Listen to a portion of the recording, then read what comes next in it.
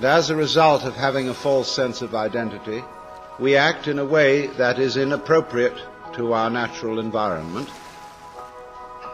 And when that inappropriate way of action is magnified by a very powerful technology, we swiftly begin to see the results of a profound discord between man and nature.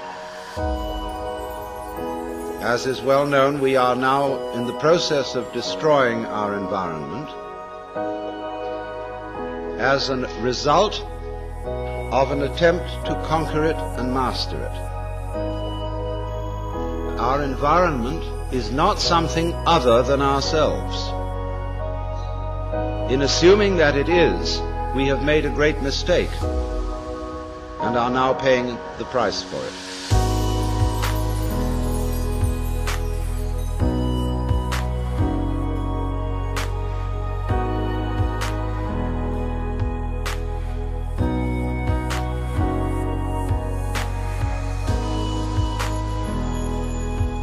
We have the strong sensation that our own being inside our skin is extremely different from the world outside our skin. That while there may be intelligence inside human skins, and while there may be values and loving feelings, outside the skin is a world of mechanical process which does not give a damn about any individual, and which is basically unintelligent. It should be obvious that the human being goes with the rest of the universe, even though we say in popular speech, "I came into this world." Now, it is not true that you came into this world. You came out of it, in the same way as a flower comes out of a plant or a fruit comes out of a tree.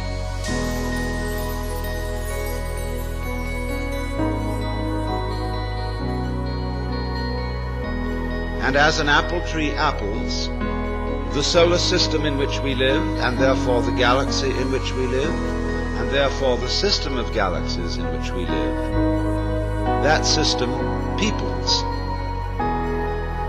And therefore people are an expression of its energy and of its nature.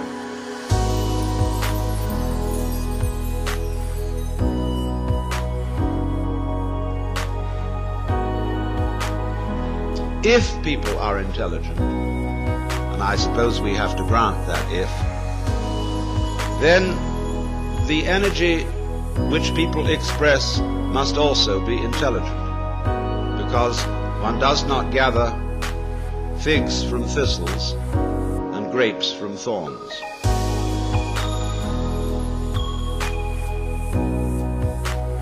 But it does not occur, you see, to the ordinary civilized person to regard himself or herself as an expression of the whole universe. It should be obvious that we cannot exist except in an environment of earth, air, water, and solar temperature, that all these things go with us and are as important to us, albeit outside our skins, as our internal organs, heart, stomach, brain, and so forth. You go with your environment in the same way as your head goes with the rest of your body. You do not find in nature faces arriving in the world sui generis. They go with a body. But also bodies do not arrive in a world which would be, for example, a plain ball of scrubbed rock floating without an atmosphere far away from a star. That will not grow bodies. There is no soil for bodies. There is no complexity of environment which is body producing. So bodies go with a very complicated natural environment. And if the head goes with the body and the body goes with the environment, the body is as much an integral part of the environment as the head is part of the body. It is deceptive, of course, because the human being is not rooted to the ground like a tree. A human being moves about and therefore can shift from one environment to another. But these shifts are superficial. The basic environment of the planet remains a constant.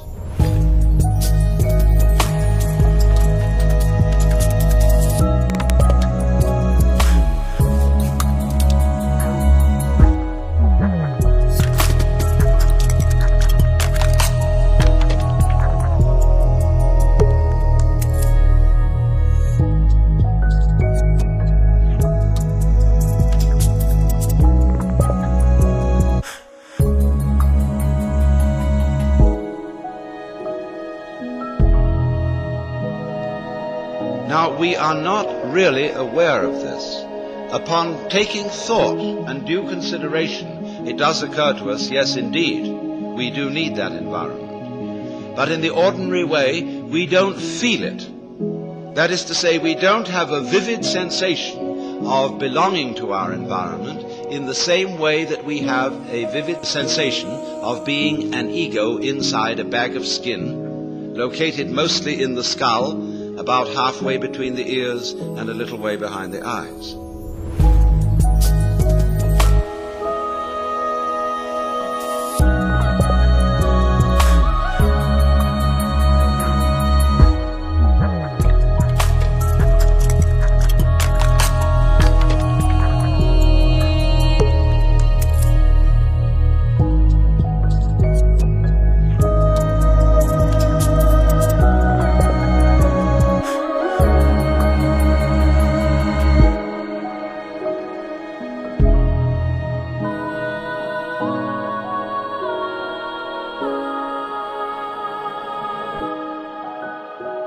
And it issues in these disastrous results of the ego, which, according to 19th century common sense, feels that it is a fluke in nature,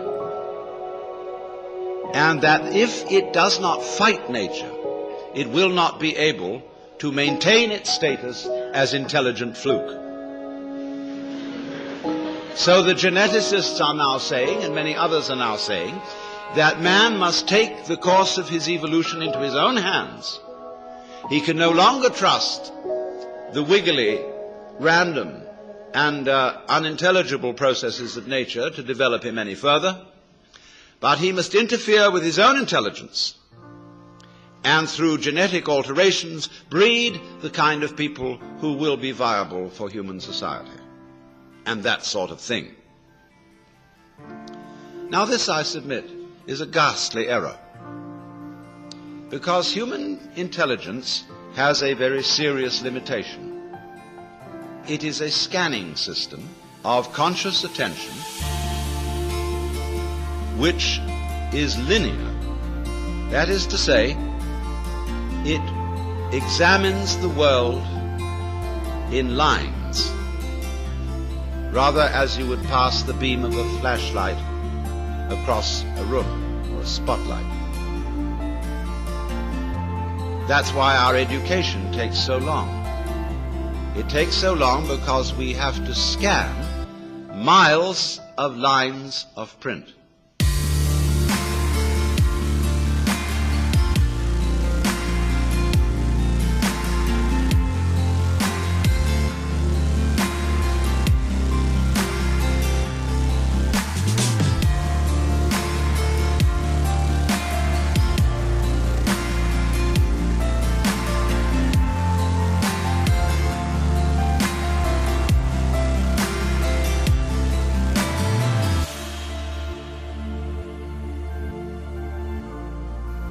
Now, the universe does not come at us in lines.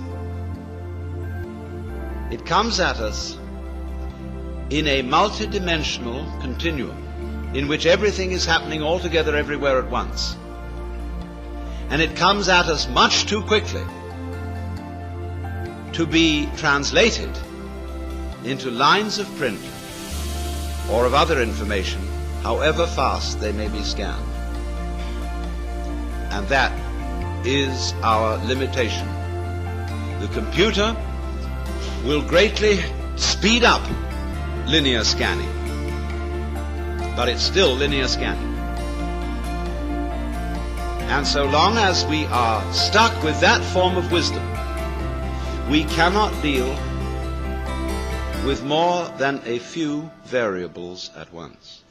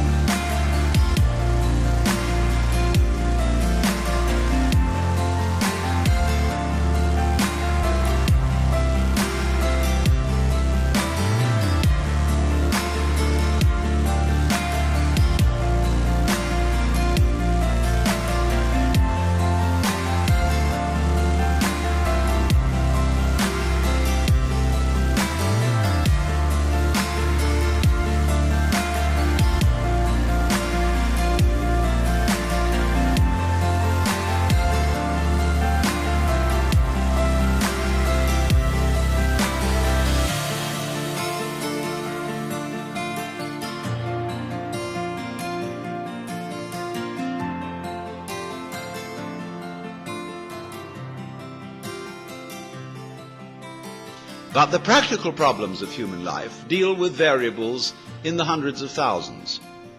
Here statistical methods are very poor, and thinking it out by linear consideration is impossible.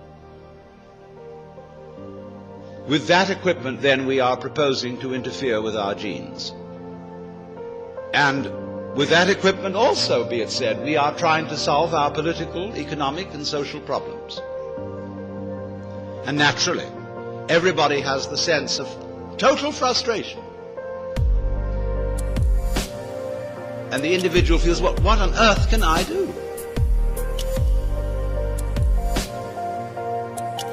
We do not seem to know a way of calling upon our brains, because our brains can handle an enormous number of variables that are not accessible to the process of conscious attention.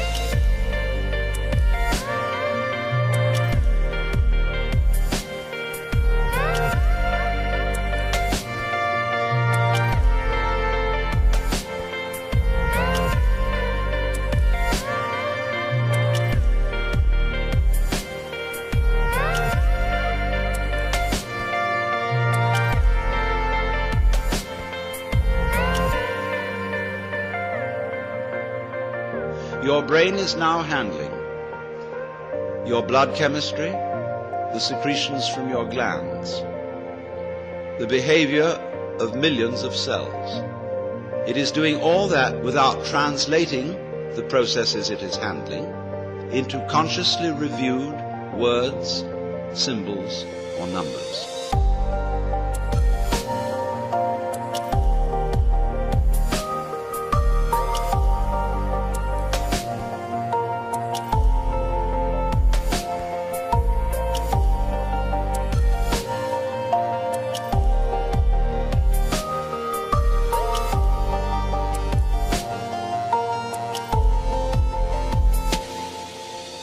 Now, when I use the word thinking, I mean precisely that process, translating what is going on in nature into words, symbols, or numbers.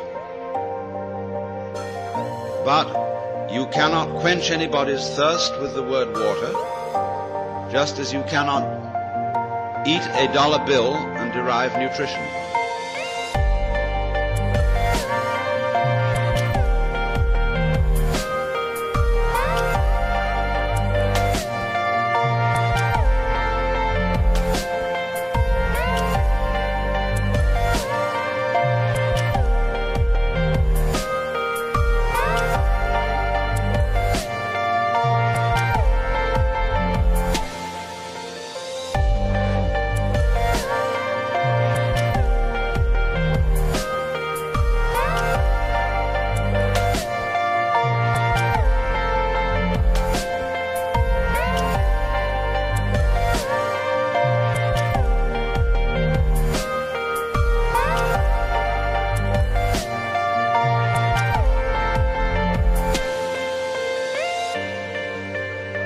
using symbols and using conscious intelligence, scanning, has proved very useful to us. It has given us such technology as we have. But at the same time, it has proved too much of a good thing. At the same time, we've become so fascinated with it that we confuse the world as it is with the world as it is thought about, talked about, and figured about. That is to say, with the world as it is described. And the difference between these two is vast. And when we are not aware of ourselves, except in a symbolic way, we are not related to ourselves at all. We are like people eating menus instead of dinners. And that's why we all feel psychologically frustrated.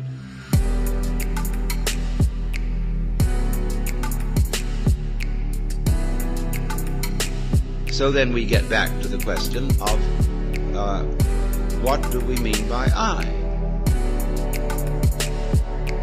Well, first of all, obviously, we mean our symbol of ourselves.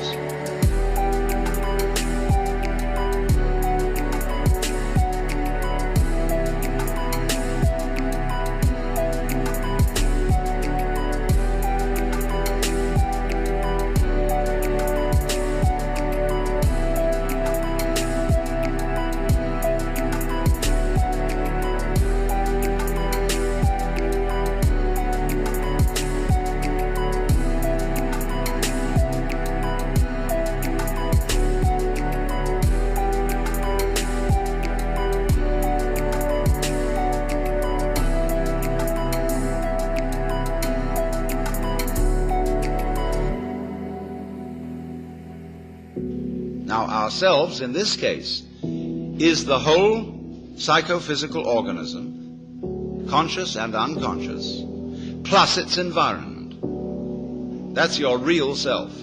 Your real self, in other words, is the universe as centered on your organism. That's you. What you do is also a doing of your environment. Your behavior is its behavior as much as its behavior is your behavior. It's mutual. We could say it is transactional. You are not a puppet which your environment pushes around. Nor is the environment a puppet which you push around. They go together. They act together. In the same way, for example, if I have a wheel, one side of it going down is the same as the other side of it going up.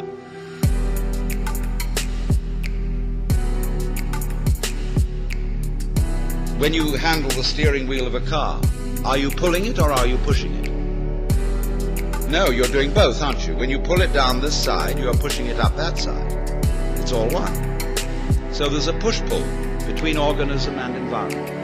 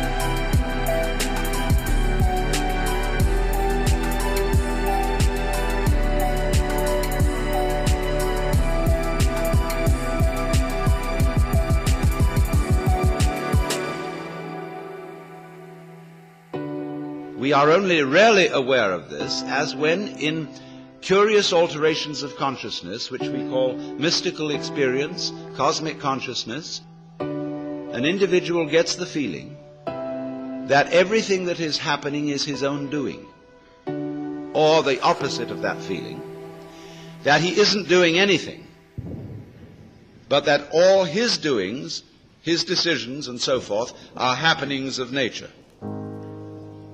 You can describe it in these two completely opposite ways, but you're talking about the same experience. You're talking about experiencing your own activity and the activity of nature as one single process. And you can describe it as if you were omnipotent like God, or as if it were completely deterministic and you hardly existed at all. But remember, both points of view are right. And we'll see where that gets us.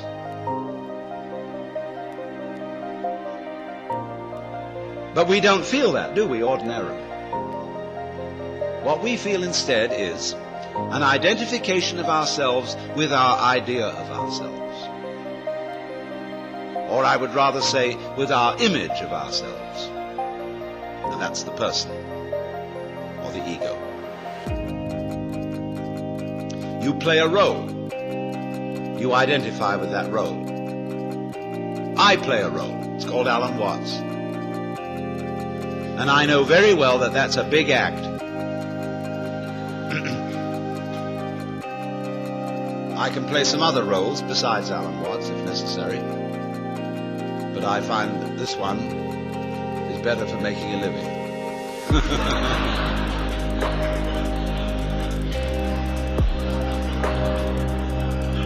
But I assure you it's a mask and I don't take it seriously.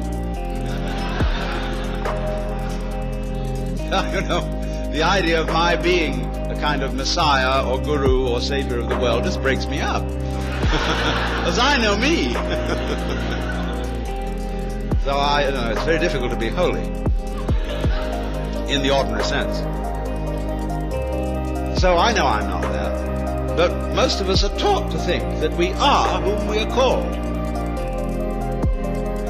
And when you're a little child, and you begin to learn a role, and your parents and your peers approve of your being that. They know who you are. You're predictable. So you can be controlled. But when you act out of role and you imitate some other child's behavior, everybody points the finger and says, you're not being true to yourself. Johnny, that's not you, that's Peter. And so you learn to stay Peter, or to stay Johnny. But of course, you're not either. Because this is just the image of you. It's as much of you as you can get into your conscious attention, which is precious little. Your image of yourself contains no information about how you structure your nervous system. It contains no information about your blood chemistry. It contains almost no information about the subtle influences of society upon your behavior. It does not include the basic assumptions of your culture, which are all taken for granted and unconscious. And you can't find them out unless you study other cultures to see how their basic assumptions differ. It includes all kinds of illusions that you're completely unaware of, as for example that time is real, and that there is such a thing as a past, which is pure hokum. But nevertheless, all these things are unconscious in us, and they are not included in our image of ourselves. Nor, of course, included in our image of ourselves is there any information about our inseparable relationships with the whole natural universe. So, this is a very impoverished image. When you ask a person, what did you do yesterday? They'll give you a historical account of a certain number of events in which they participated and a certain number of things which they saw, used, or were clobbered by. But realize at once that this history leaves out most of what happened. In trying to describe what happens to me this evening, will never be able to describe it, because there are so many people here that if I were to talk about everyone whom I've seen, what they were wearing, what color their hair was, what sort of expressions they had on their faces, I would have to talk till doomsday. So instead of this rich physical experience, which is very rich indeed, I have to attenuate it in memory and description to saying, oh, I met a lot of people in Philadelphia. And there were men and there were women, and lots of them were young and some of them were old. You know, it's the most utterly impoverished account of what went on. So therefore, in thinking of ourselves in this way, what I did yesterday, what I did the day before, in terms of this stringy, mangy account, all I have is a caricature of myself. And you know the caricaturist doesn't draw you all in, he just puts certain salient features whereby people will recognize you. A sort of skeleton. So we are, as it were, conceiving ourselves as a bunch of skeletons. And they got no flesh on them, just a bunch of bones. And no wonder we all feel inadequate. We're all looking for something, to the future, to bring us the goodie. We know we ought to have, there's a golden goodie at the end of the line somewhere. There's a good time coming, be it ever so far away, that one far-off divine event to which all creation moves. We hope. And therefore we say of something that's no good, it has no future. I would say it has no present. But everybody says it has no future. Now, here we are, as it were, psychically starved. And always, therefore, looking, seeking. And this confused seeking is going on everywhere. We don't know what we want.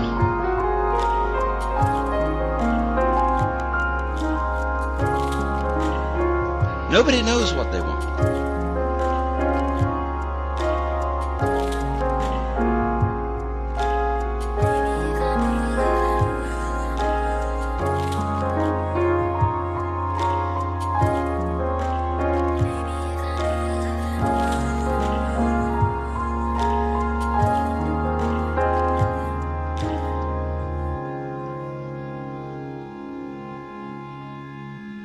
We say, yes, we think of what we want in vague terms. Pleasure, money, wealth, love, fulfillment, personal development. But we don't know what we mean by all that. If a person really sits down to figure out, write a long essay, 20 pages, on your idea of heaven, it'll be a sorry production. You can see it already in medieval art, whether it is depictions of heaven and hell. Hell is always much better than heaven. Although it's uncomfortable, it's a sadomasochistic orgy. Wowee, hell is really rip-roaring. Whereas all the saints in heaven are sitting...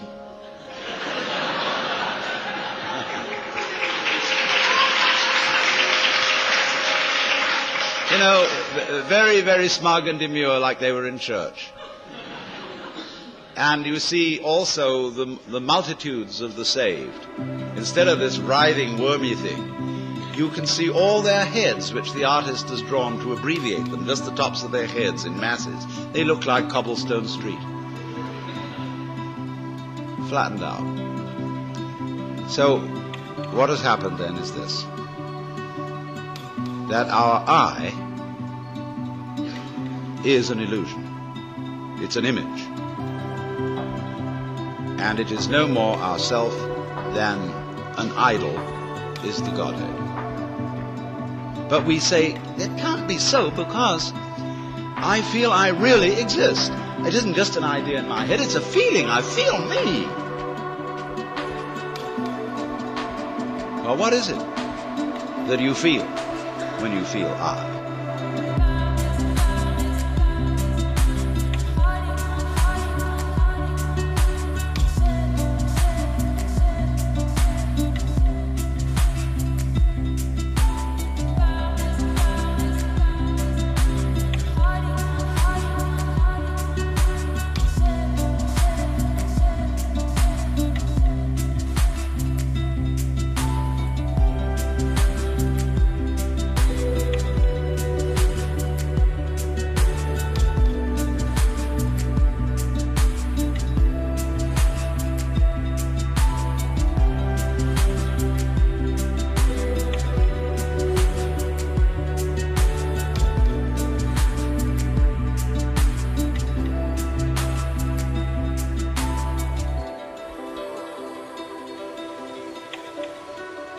I'll tell you.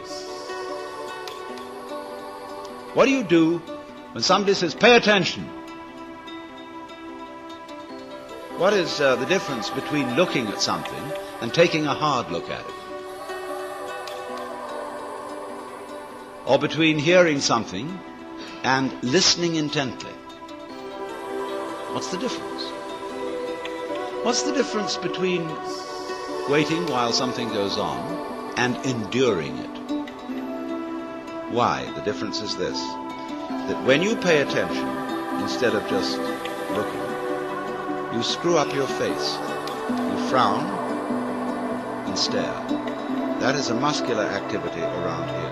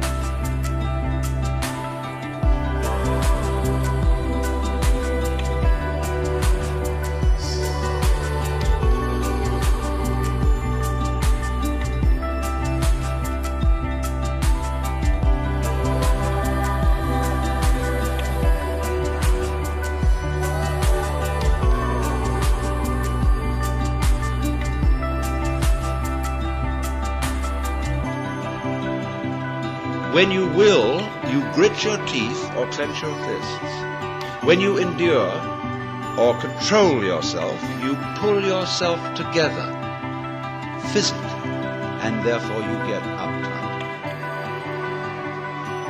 You hold your breath. You do all kinds of muscular things to control the functioning of your nervous system. And none of them have the slightest effect on the proper operation of the nervous system.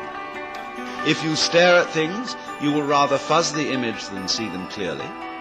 If you listen intently by concentrating on muscles round the ears, you will be so much attending to muscles here that you won't hear things properly. And you may get singing in the ears. If you tighten up with your body to pull yourself together, all you do is constrict yourself. I remember in school, I sat next to a boy who had great difficulty in learning to read. And what they always say to children is, try. If you can't do something, you must try. So the boy tries. And what has he done? When he's trying to get out words, he grunts and groans as if he were lifting weights. And the teacher's impressed. The boy is really trying, gives him B for effort. All he's doing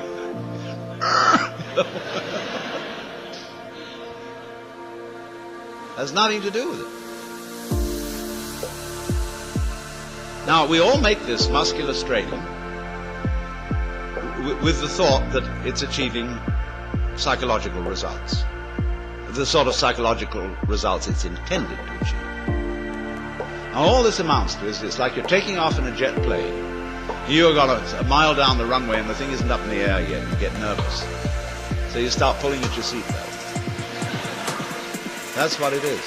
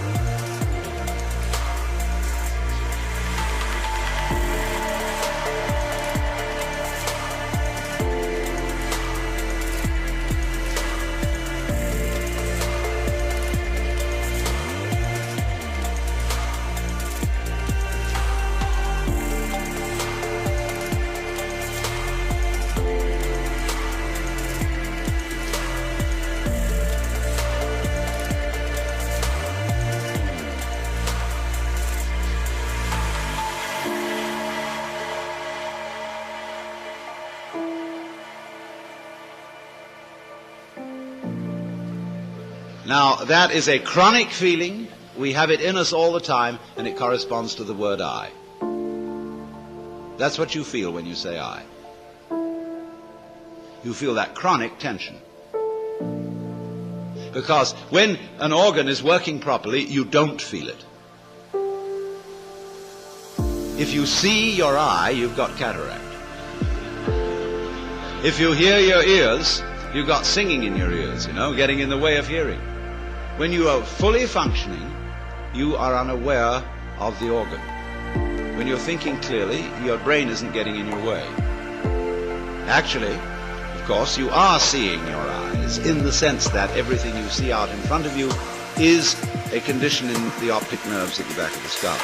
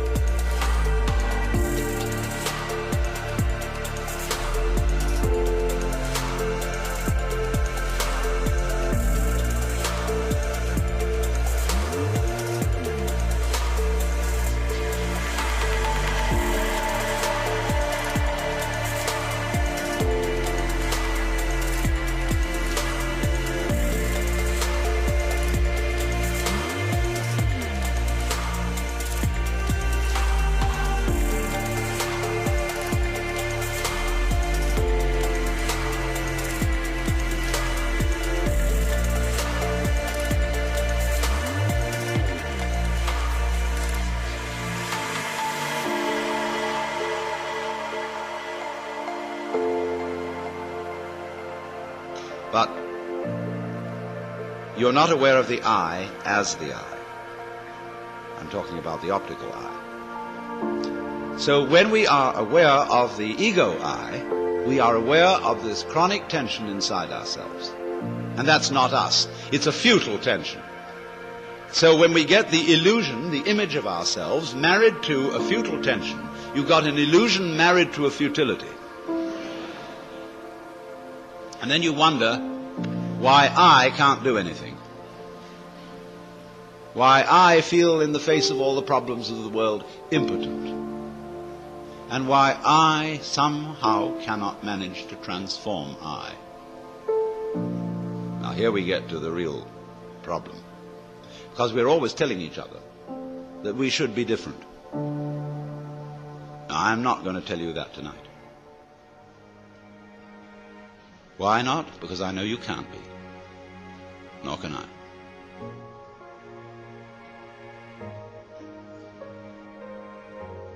That may sound depressing, but I'll show you it isn't. It's very heartening. But everybody, you see, who is at all sensitive and awake to their own problems and human problems is trying to change himself. We know we can't change the world unless we change ourselves. If we are all individually selfish, we're going to be collectively selfish. If we don't really love people and only pretend to, somehow we've got to find a way to love. After all, it's said in the Bible, thou shalt love the Lord thy God and your neighbor as yourself. You must love. Yeah, we all agree. Sure. But we don't.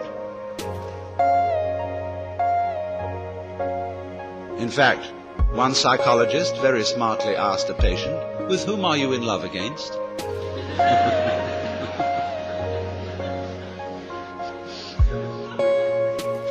And this particularly becomes appalling when we enter into the realm of higher things. Everybody these days is interested in spiritual development. And wisely, because we want to change our consciousness. Many people are well aware that this egocentric consciousness is a hallucination.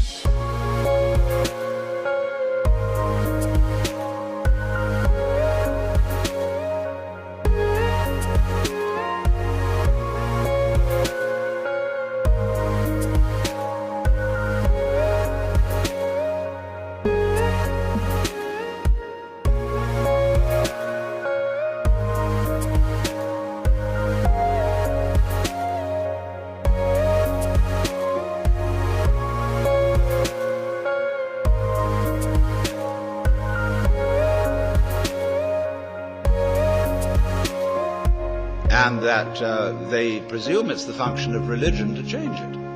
Because that's what the Zen Buddhists and yogis and all these people in the Orient are doing. They are changing their state of consciousness to get something called satori, or mystical experience, or nirvana, or moksha, or what have you. And everybody around here is really enthused about that, because you don't get that in church. I mean, there have been Christian mystics, but the church has been very quiet about them. In the average church, all you get is talk.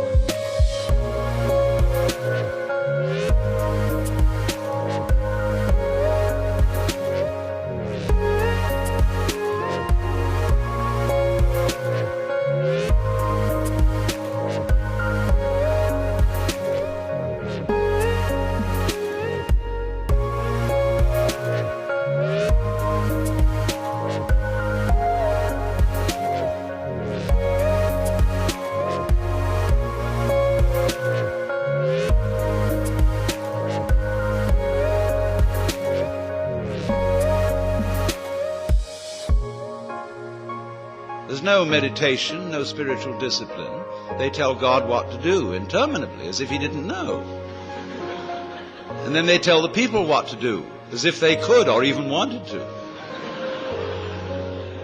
And then they sing religious nursery rhymes.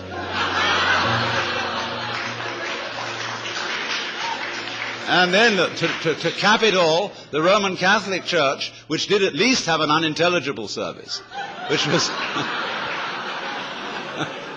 which was, it was real mysterious and suggested vast magic going on. They went and put the thing into bad English. And they took away incense, and they became a bunch of Protestants, and the thing was just terrible. So now all these Catholics are at loose ends. As Claire Booth Luce put it, not to be a pun, but she said, it's no longer possible to practice contemplative prayer at Mass. Because you're being advised, exhorted, edified all the time. And it becomes a bore. Think of God listening to all those prayers. Talking about grieving the Holy Spirit. It's just awful. People have no consideration for God at all.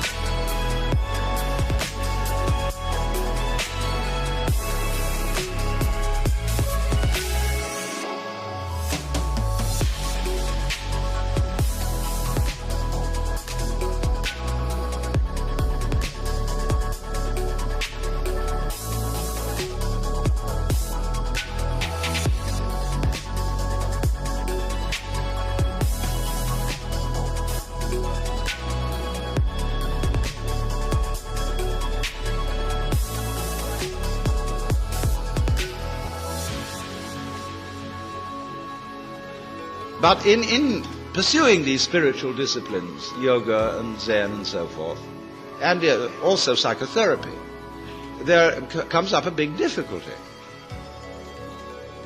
And the big difficulty is this. I want to find a method whereby I can change my consciousness. Therefore to improve myself. But the self that needs to be improved is the one that is doing the improving.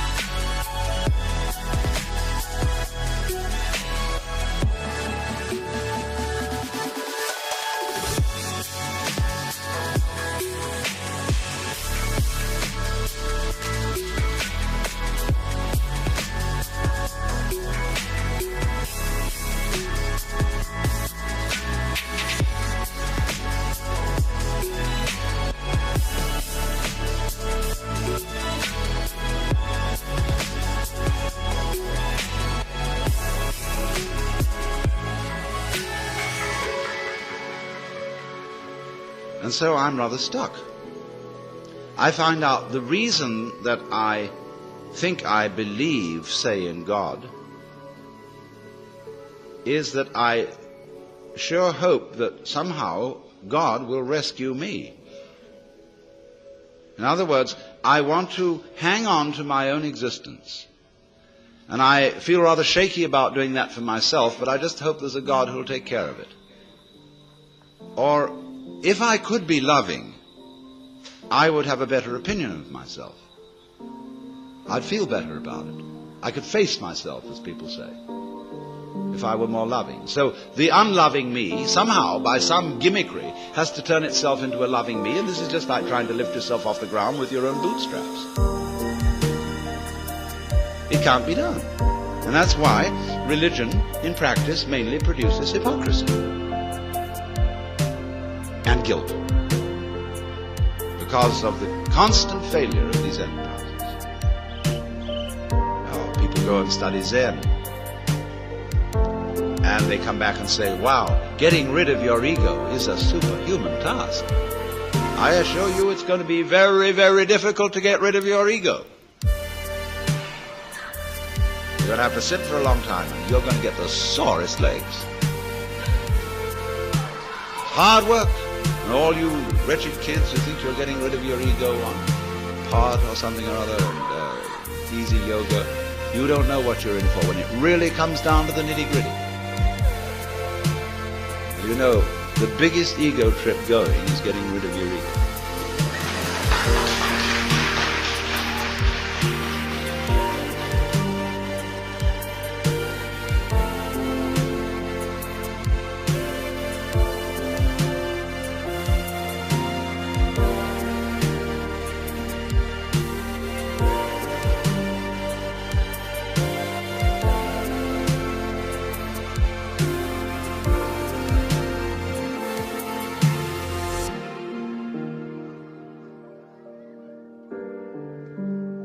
And the joke of it all is your ego doesn't exist.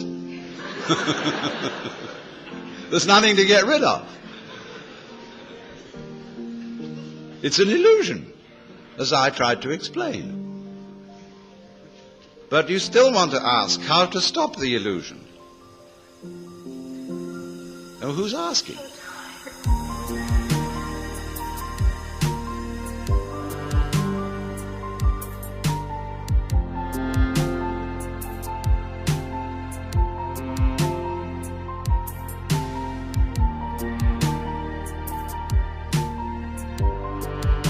I mean, do you think, in the ordinary sense in which you use the word I, how can I stop identifying myself with the wrong me?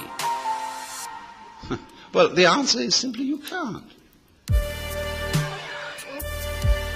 Now, the Christians put this in their way when they say that mystical experience is a gift of divine grace. Man, as such, cannot achieve this experience. It is a gift of God, and if God doesn't give it to you, there's no way of getting it. Now that is solidly true. You can't do anything about it because you don't exist.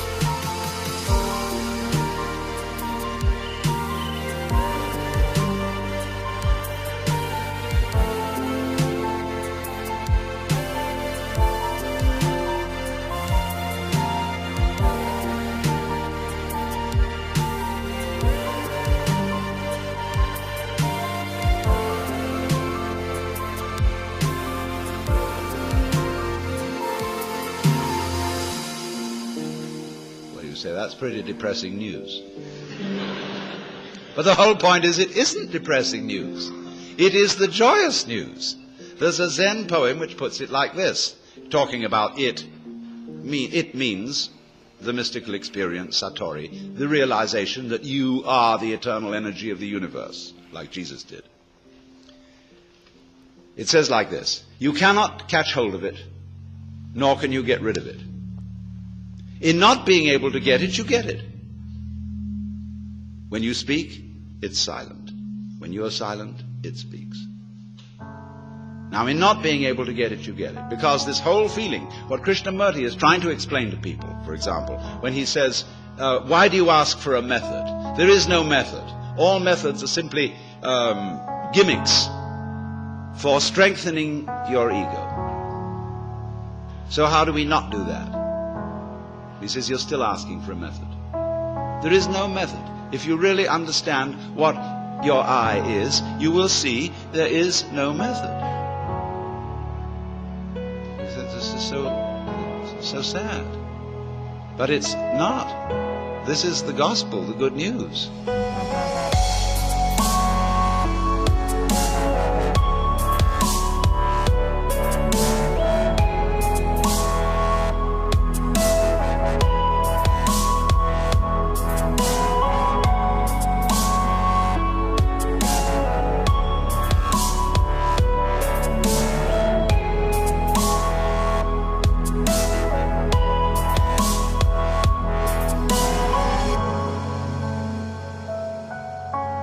Because if you cannot achieve it, if you cannot transform yourself, that means that the main obstacle to mystical vision has collapsed.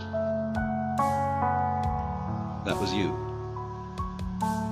What happens? You can't do anything about it. You're at your wit's end. What are you going to do? Commit suicide? But supposing you just put that off for a little while. Wait and see what happens. You can't control your thoughts. You can't control your feelings, because there is no controller. You are your thoughts and your feelings. And they're running along, running along, running along. Just sit and watch them.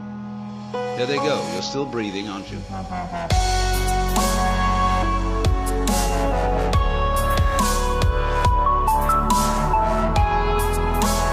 Still growing your hair? Are you doing that?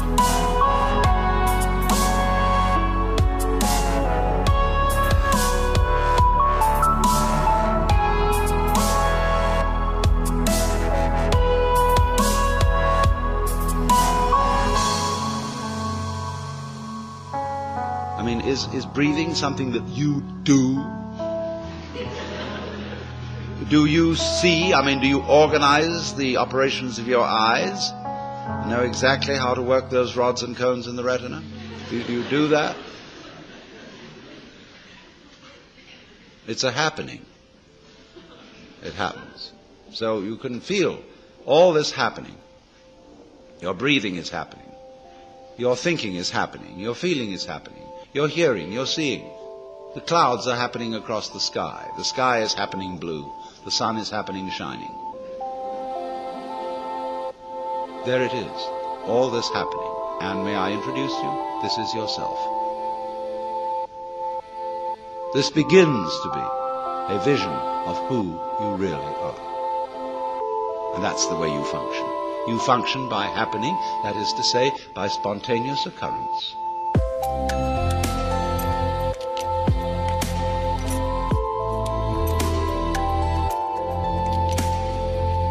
And this is not a state of affairs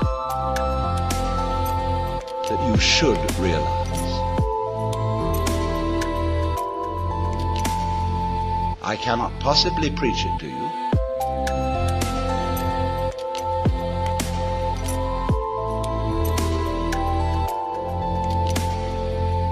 Because the minute you start thinking, I should understand that, this is the stupid notion again of I should bring it about, when there is no you to bring it about. See, that's why I'm not preaching. You can only preach to egos. All I can do is to talk about what is. It amuses me to talk about what is because it's wonderful. I love it, and therefore I like to talk. If I get paid for it, then I make my living. And sensible people get paid for doing what they enjoy doing. So this is not you see, this is the whole approach here is not to convert you, not to make you over, not to improve you, but for you to discover that if you really knew the way you are, things would be sane. But you see, you can't do that. You can't make that discovery because you're in your own way. So long as you think, I'm I.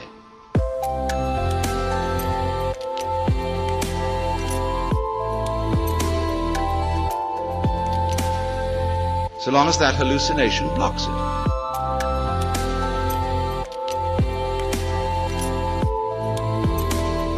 And the hallucination disappears only in the realization of its own futility.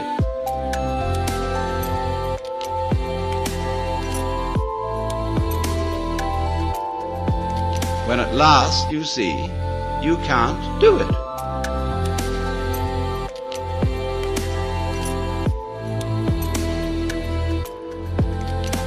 You cannot really control your own mind.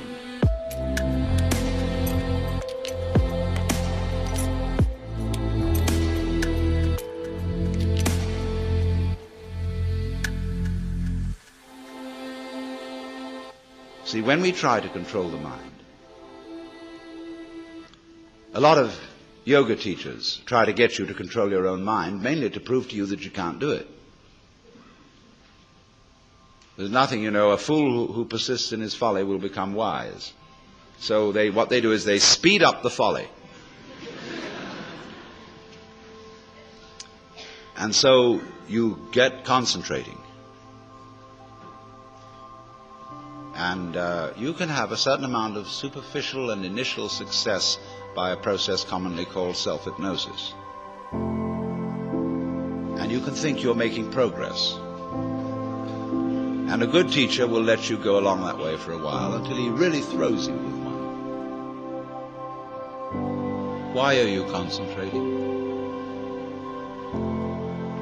See, Buddhism works this way. Buddha said, if you suffer because you desire, and your desires are either unattainable or always being disappointed or something. So cut out desire. So those disciples went away and they stamped on desire, jumped on desire, cut the throat of desire, and threw out desire. But then they came back and Buddha said, but you are still desiring not to desire. And they wondered how to get rid of that. So when you see that that's nonsense, there naturally comes over you a quietness. In seeing that you cannot control your mind, you realize there is no control. What you took to be the thinker of thoughts is just one of the thoughts. What you took to be the feeler of the feelings, which was that chronic muscular strain, is just one of the feelings.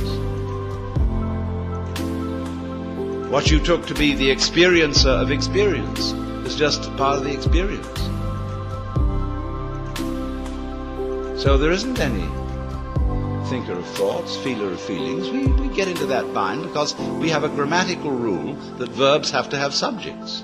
And the funny thing about that is that verbs are processes and subjects are nouns, which are supposed to be things. How does a noun start a verb? How does a thing put a process into action? Obviously it can't. But we always insist that there is this subject called the knower. And without a knower, there can't be knowing. Well, that's just a grammatical rule. It isn't a rule of nature. In nature, there's just knowing. Like you're feeling it.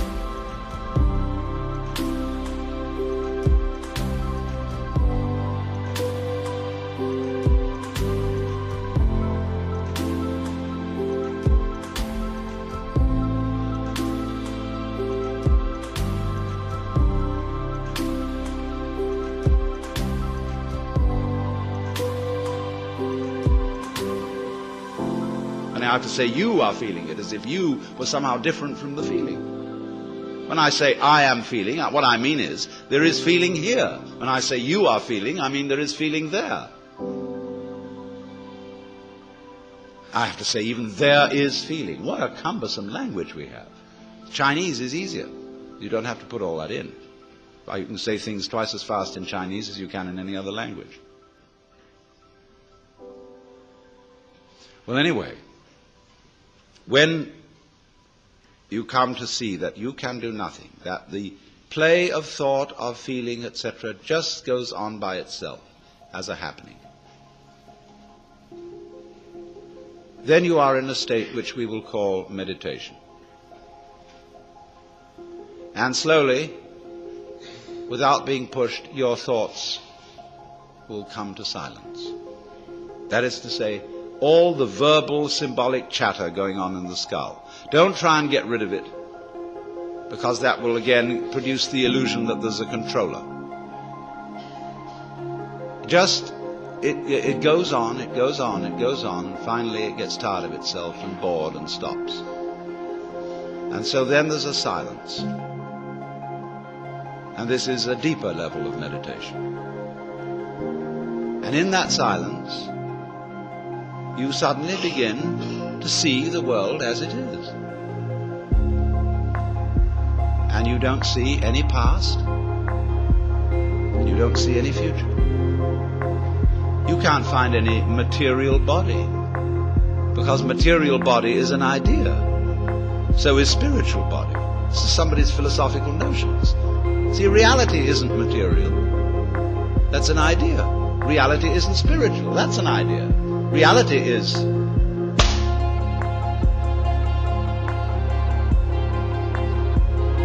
So, we find, if I've got to put it back into words, that we live in an eternal now. You've got all the time in the world, because you've got all the time there is, which is now. And you are this universe.